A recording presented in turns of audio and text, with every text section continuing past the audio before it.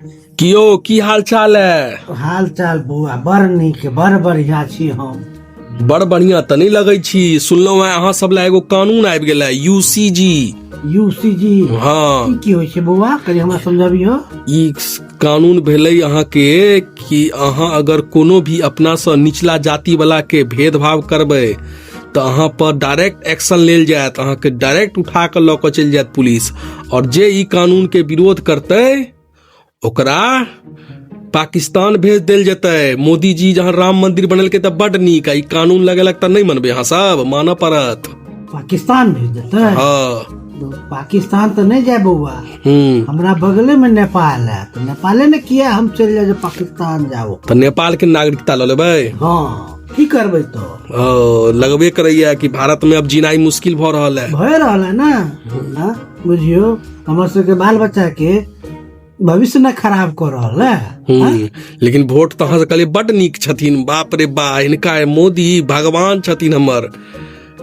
जो ओ मोदी भगवान के कही देलक, के कहलक? अहीं के लोग सब कहै छै, तो अहीं के ब्राह्मण समाज कहिए, अहीं के क्षत्रिय समाज कहिए, अहीं के जते जनरल कास्ट के आदमी सब कहै छै मोदी जी तो भगवान छथिन, हुनकर एहन प्रधानमंत्री तो पैदे नहीं भेलैया। आप भगू ना ही मोदी के भगवान है तो पूजू, आरती उतारू, पूजू।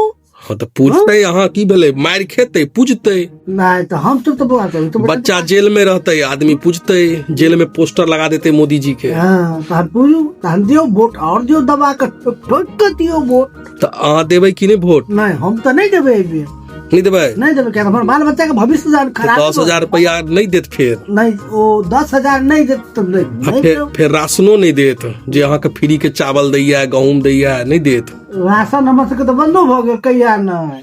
अच्छा बंद भ गेल अहाँ के? हाँ, बंद भ गेल। तो हम केना वोट देवे यहाँ यो बताओ? अहाँ के कहिया मोदी जी हम बिहार में फ्री में अनाज देते हैं, फ्री में हम 10,000 सबको दिए हैं, तब हमको वोट नहीं देगा तो कैसे चलेगा? वोट 10,000 तो सबसे वोट देने वाला ही ना मूर्ख होगा। अच्छा मूर्ख होगा तो कल तो दिलिए वोट? तो वोट हम दिलिए तो अहाँ नहीं दिलिए तो नहीं तो जीत गए। हमरा है करोड़ों जनसंख्या से, तो वह सब ने दिलके 10,000 पर, अही है करोड़ जनसंख्या दिलके ने।